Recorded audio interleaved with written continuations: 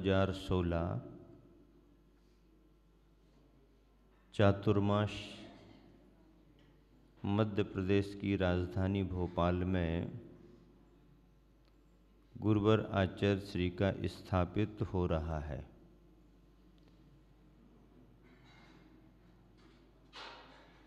विशेष बात यह है कि महापुरुष जब भी कोई कार्य करते हैं तो उसमें उनका दूरदर्शी सोच भी होता है।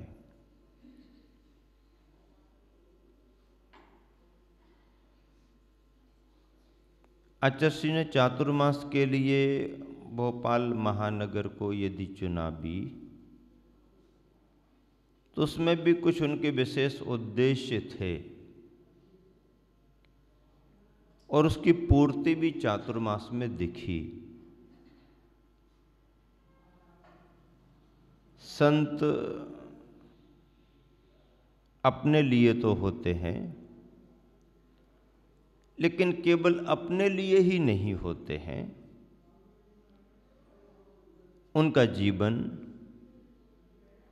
दूसरों की भलाई के लिए भी होता है।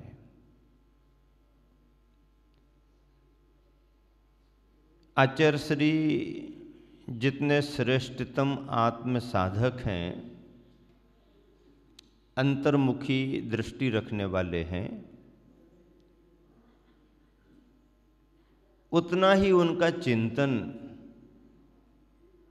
व्यापक और बाहरी जगत के लिए भी है। समय समय पर उन्होंने सभी समाज बंधुओं को, सभी तरह के कार्यकर्ताओं को, उद्योगपतियों को, प्रशासन को, शासन को, राष्ट्रीय स्तर पर भी मार्गदर्शन दिए हैं। चतुर्मास का एक ऐसा समय होता है जब एक अपेक्षाकृत लंबी अवधि का काल समाज के लिए निश्चित रूप से मिलता है। जैन परंपरा में चातुर्मास के स्थापनाओं की जो व्यवस्था आई है, आषाढ़ सुदी चतुर्दशी से प्रारंभ होती है। आषाढ़ शुक्ला चतुर्दशी से प्रारंभ होती है। यदि कोई साधक संघ चतुर्दशी तक नहीं पहुंच पा रहा है तो उसे इमरजेंसी में 4 दिन और दिए जाते हैं कि उन 4 दिनों में अपने स्थान पर पहुंच जाओ।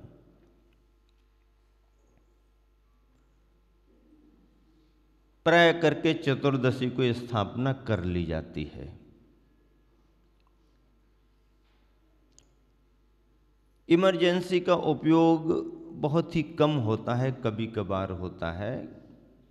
किसी परिस्थिति में कोई करे तो निषेध नहीं है, अन्यथा विधान तो यही है कि चतुर्दशी को क्या उसके पहले ही पहुंच करके सब देख लो और अपना चातुर्मास स्थापित कर लो। आषाढ़ शुक्ला चतुर्दशी को किया गया चातुर्मास स्थापित। कार्तिकवदी अमावस महावीर भगवान की निर्वाण वेला से जो जुड़ा हुआ है, वहां जाकर के पूर्ण हो जाता है। एक तरह से विधि विधान का अनुष्ठान संपन्न हो जाता है। स्थापना का संकल्प और संकल्प का निष्ठापन। दीपावली विनिर्वाण बेला में जो भी लाड़ू आदि चढ़ते हैं समाज के, वो उनका कार्य है। मुनि संघ अपना निष्ठापन कर लेते हैं। स्थापना पर उपवास करते हैं, स्थापना कर लेते हैं और निष्ठापन में उपवास करके फिर बाद में निष्ठापन करते हैं। इसे योग धारण कहा जाता है। वर्षा योग का धारण करना। योग धारण में उपवास पूर्वक भक्ति पाठ करते हुए संकल्प स्वीकार करना ये योग धारण माना जाता है।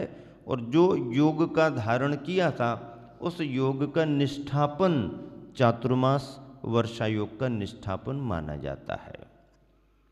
यहाँ भी उपवास, वहाँ भी उपवास। इससे जुड़े हुए बाकी कार्यक्रम समाज के होते हैं। विधि, संकल्प, नियम मुनि संघ के अपने होते हैं। फिर समाज की अपनी व्यवस्थाओं में क्या करना, कैसा करना, समारोह, फिर कलश लाओ, फिर ऐसा करो, फिर वैसा करो, ये सब बात की बातें हैं।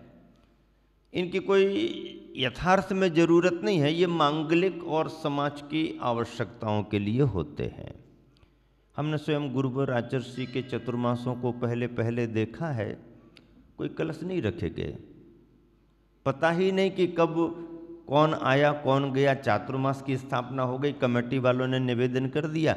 स्थानीय समाज और कमेटी का निवेदन होता है रुकने में, तो वो तो हो जाता है। लेकिन कलश लाओ, फिर ये करो वो करो, ये तो अब आप सब लोगों के उत्साह से बढ़ने लगा है।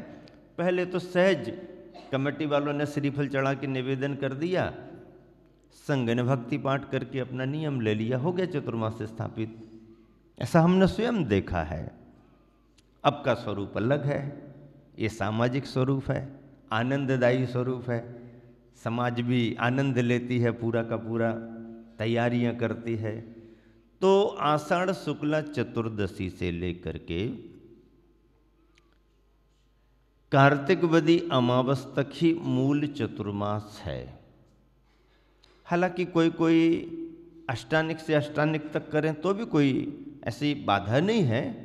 कुछ दिन पहले भी यदि नियम बना लें तो कोई बाधा नहीं है कि उसी तारीख को नियम बनाए, नहीं, उसके पहले कुछ बना लें अष्टानिक से तो भी कोई बाधा नहीं है। लेकिन आगे ज़्यादा समय बिताए ना। श्रावण वदी चौथ चतुर्थी तक तो कहीं ना कहीं रुकना ही पड़ेगा, इमरजेंसी 4 दिन का उपयोग करके। पंचमी से तो संकल्प शुरू हो ही जाएगा। श्रावण वदी पंचमी से संकल्प शुरू हो जाता है। इस तरह मूल में वर्षा योग 2 माह का होता है। सावन और भादों का महीना वर्षा योग का होता है। फिर उसके बाद में थोड़ा सा मौसम की साम्यता आने के लिए और जो भी कार्य विस्तारे गए उनका समापन करने के लिए श्रावकों को जो भी लाभ दिया जा रहा है उसको पूरा करते हुए दीपावली तक सब अपना फिनिश कर दिया जाता है। और फिर घंटियां बजाना शुरू कर दी जाती कि भाई ऐसा वैसा समय अब कम है, जल्दी जल्दी जिसको जो भी करना है करो। पिछी परिवर्तन होते ही सब फ्री हो जाते हैं। सामाजिक समारोह में स्वरूप अलग भी बना लिए जाते हैं। कई बार चतुर्दशी को स्थापना कर लेते हैं, लेकिन चतुर्दशी मान लीजिए वर्किंग डे में पड़ गई, अब आपको चाहिए रविवार छुट्टी का दिन, तो संघ को निवेदन करते हैं गुरुदेव रविवार के दिन हम समारोह करेंगे, छुट्टी का दिन है, सबको सुविधा रहेगी। तो कलश आदि की स्थापना वो सामाजिक समारोह के रूप में भले ही रविवार छुट्टी आदि में कर दी जाए, बाकी अपनी विधि कर ली जाती है। निष्ठापन भी अपना हो जाता है। बाद में फिर आप पिछी परिवर्तन के समय कलश वापसी आपसी ये करो वो करो, वो आपका अपना विषय है। ऐसा क्रम चलता है। तो इस तरह से मूल तो 2 माह का वर्षा योग है और इस वर्षा के योग में अहिंसा जीव दया को विशेष ध्यान में रख कर के संघों को एक जगह रुक करके उसी स्थान पर अपने चर्या करते हुए अपना स्वाध्याय अपनी साधना करने का विधान है और जन समुदाय जो भी उपस्थित होता है उसको लाभ देने का विधान है। ऐसा ये वर्षा योग का क्रम है। वर्षा योग में रुकने की अनिवार्यता है, हमने पहले बताया था। ग्रीष्म और शीतकाल में गमन भी करते रह सकते हैं, रुक भी सकते हैं, पर वर्षा के योग में उस रूप में रुकना बहुत जरूरी होता है। इस वर्ष आचार्य श्री का जो महानगर की ओर प्रस्थान हो रहा था, अंदाज सभी का था, सुनिश्चित भी लगभग हो गया था। और भोपाल नगर में मंगल प्रवेश करते हुए प्रवेश भी तो 18 ही तारीख को हुआ था, 8 और 1 9 ही है, खास चतुर्दशी को ही प्रवेश हो गया था। और फिर दिगंबर जैन पंचायत ट्रस्ट कमेटी चौक मंदिर के ही एक तरह से व्यवस्थाओं में हबीबगंज दिगंबर जैन मंदिर भी आता है और भी कुछ मंदिर आते हैं। बहुत पुरानी कमेटी है, पंचायत कमेटी है, सार्वजनिक समाज की है। इस तरह से ये पंचायत कमेटी के उसमें चतुर्मास की रूपरेखा तैयार हो रही थी। मूल नायक भगवान हबीबगंज के आदिनाथ भगवान थे। मंगल प्रवेश करते ही आचर्षी चौक मंदिर की वंदना करते हुए हबीबगंज के लिए आगे बढ़े। ऐसा करते हुए जब स्थापना का समय आया तो भी एक अच्छा गणित बिठाला गया और 5-7 कलश तक का तो सुना था, लेकिन इस बार भोपाल में 9 कलश रखे गए, तो वो 9 का भी अंक जरा जमना चाहिए था।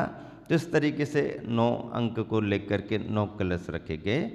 कलश स्थापना का भी सौभाग्य देखो बहुत से परिवार लेते हैं, पर कभी कभी त्यागी वृत्ति भी अपनी इतनी भावना बढ़ा के रखते हैं कि उद्योगपति और सक्षम व्यक्ति उदारता का परिचय देके द्रव्य दान दे के करें तो वो तो अच्छी बात है ही, लेकिन सामान्य परिवार से और अपनी भावना और क्षमता रखने वाला ऐसा त्यागी वृत्ति परिवार, पहला कलश जो रखा गया वहाँ पर अशोका गार्डन के ब्रह्मचारी जय कुमार जी का अपना परिवार था, गृहस्थ ब्रह्मचारी थे, उनके बच्चे ने भी व्रत वगैरह तो लिया। इस तरह से मतलब उस परिवार ने पहला कलश रखा, उसकी भावना थी, उन्होंने पहले से मन बना के रखा था कि आचार्य श्री भोपाल आएंगे और चतुर्मास करेंगे तो कलश तो मुझे रखना है। अब कलश रखने के लिए तो भाव बहुत होते हैं, पर भाव बढ़ते गए लोगों के, वो भी बढ़ाते गए, वो भी बढ़ाते गए। उन्होंने कुछ अपना इंतजाम करके रखा होगा, सोच करके रखा था। उन्होंने कहा मत चूको लगा दो। इस तरीके से ये काम हुआ। और देखो एक तरह से जो भोपाल कैपिटल पैलेस है उसमें जैन समाज का प्रभाव तो है ही, जैन बहुल इलाका है, लेकिन भोपाल का इतिहास अपने आप में पुराना बहुत अलग तरह का रहा है। जिस समय रियासतें चलती थीं तो उस समय बहुत बड़ी रियासत भी मुगल साम्राज्य को लेकर के भोपाल में रही है और मुस्लिम बंधुओं का बाहुल्य वहाँ बहुत पहले से प्रारंभ से रहा है, उनकी स्टेट रही है। तो ऐसा करके काफ़ी वहाँ पर बाहुल्य होने से मुनियों का आवागमन भी पहले कभी होता नहीं था।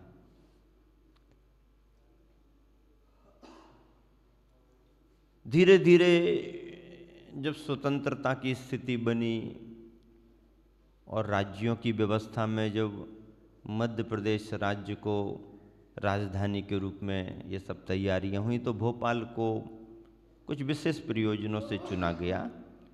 और भोपाल जब राजधानी बनी तो फिर धीरे धीरे धीरे काफ़ी बदलाव आ गया। तो बदलाव तो आ गया शहर में, महानगर में, लेकिन अभी भी मुनि संघों का आवागमन ऐसा हो नहीं पाता था। फिर जैन परंपरा में धर्म के नाम पर एकांत पक्षियों का जोर पकड़ा तो उन्होंने भी अपना प्रभाव जमाया, तो भी मुनियों का आवागमन उस तरफ कम ही रहा, था ही नहीं, बल्कि धीरे धीरे शुरुआत हुई, धीरे धीरे मुनियों का आवागमन शुरू हुआ। और गुरुवर ने सबसे पहले संघ के रूप में 1995 में हम लोगों का चतुर्मास कराया था। उसके पहले भी कुछ कुछ चतुर्मास हुए, लेकिन अपने संघ से आचार्य ने 1995 में पहले चतुर्मास हम लोगों का कराया। और फिर तो अब धीरे धीरे आना जाना और संघों के आने जाने से, आर्यिका संघों के आने जाने से और स्वयं गुरुवर के 2-4 बार आने जाने से तो भोपाल की फिजा ही बदल गई। वातावरण ही बदल गया। अब तो बहुत आसान हो गया है, सभी जगह समाज में जागरूकता है, उतनी अनुकूलताएं भी समाज ने बना के रखी हैं, तो अब कोई ऐसी बात नहीं है। और जैन समुदाय तो जैन समुदाय, अन्य समुदाय भी भोपाल में धार्मिक श्रद्धा बहुत रखते हैं। ये बात तो हम लोगों ने वहाँ रह कर के महसूस की है कि काफ़ी सभी समुदाय सौहार्द के साथ में बहुत धार्मिक श्रद्धा। और फिर जब जैन समाज का संदर्भ आता है या जैन मुनियों का आता है तो सभी समुदाय उत्सुकता से, क्योंकि उन्हें मालूम है कि ये संघ जो भी हैं इनको किसी से कुछ लेना देना नहीं, अपना धर्म का उपदेश देना, अपनी चर्या करना आदि आदि, और बस नॉन पॉलिटिकल यदि कोई व्यक्ति होता है तो सभी समुदाय समझ लीजिए उत्सुक हो जाते हैं। और फिर आचार्य के व्यक्तित्व में तो ये पहले से ही समाया हुआ है कि वो मार्गदर्शन तो सभी को देते हैं, पर राजनीति में कोई पक्ष विपक्ष के चक्कर में नहीं पड़ते हैं।